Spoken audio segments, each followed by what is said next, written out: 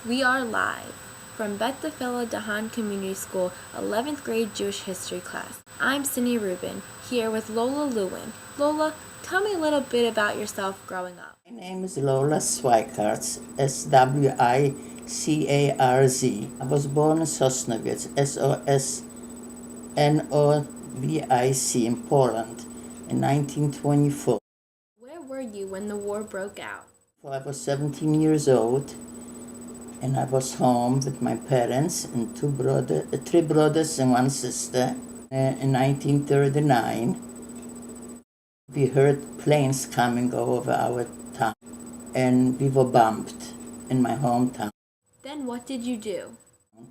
And we started running. My father had a horse and buggy at the time, and we didn't know where we was running. After running for 2 or 3 days, we stopped in a small town, and then we took a bucket, and we caught some of our chicken. This is what we had for 2 days. We were starving already then. And then we stopped because we didn't have where to go farther. And we turned back home to our hometown, and we stayed there. We were there maybe for a year.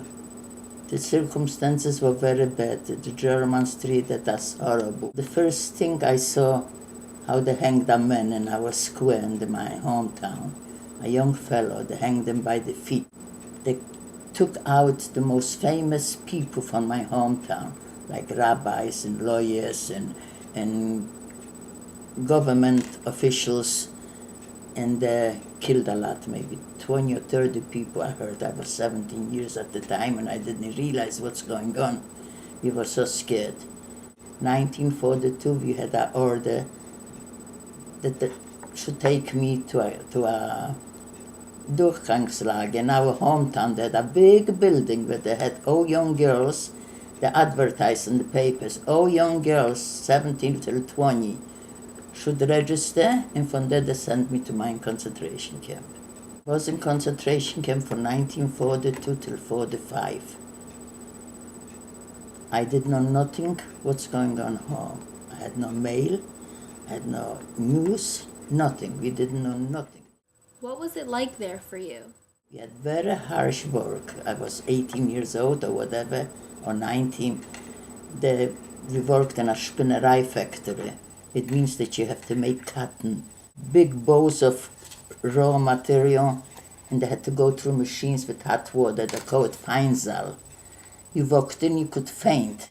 The machine was very long. Sometimes the cotton used to tear up. And we had a manager there. When the cotton tear up, he used to beat us. I have a scarf here on my face.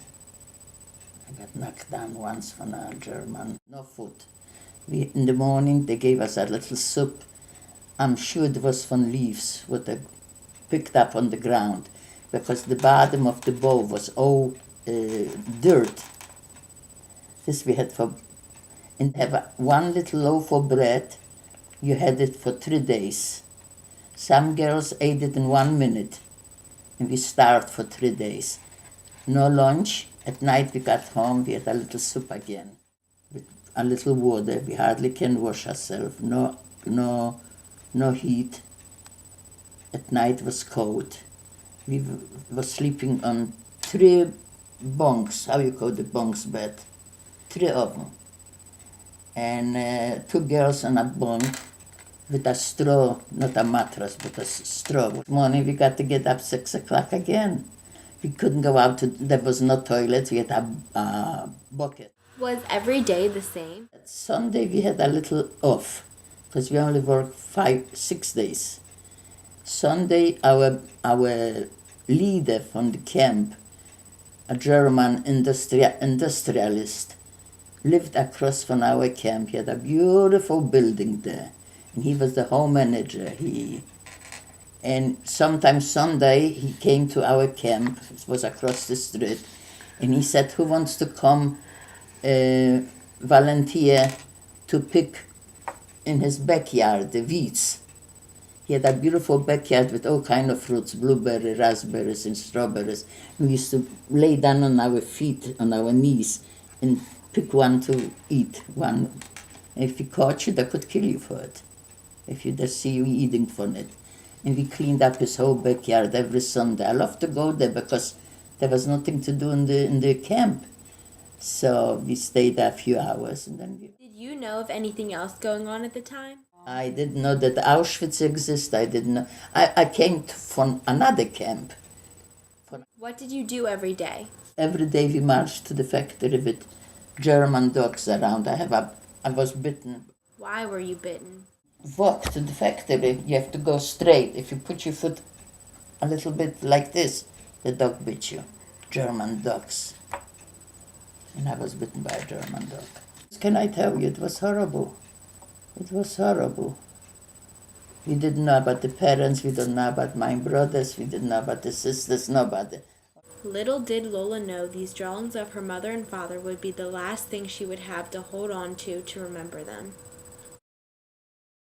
This doctor saved Lola's life. Lola, tell me a little bit about this man. And then I see a man is coming in, tall, in a German officer uniforms, with all the medals. And the doctor went like this: 1, 2, 3, 4, 5, 6, 7, 8, 9, 10.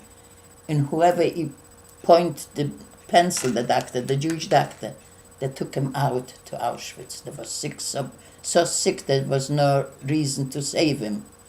And somehow I escaped. He didn't show the pencil on me. If not, I would be in Auschwitz. I would be gone today. I would be here.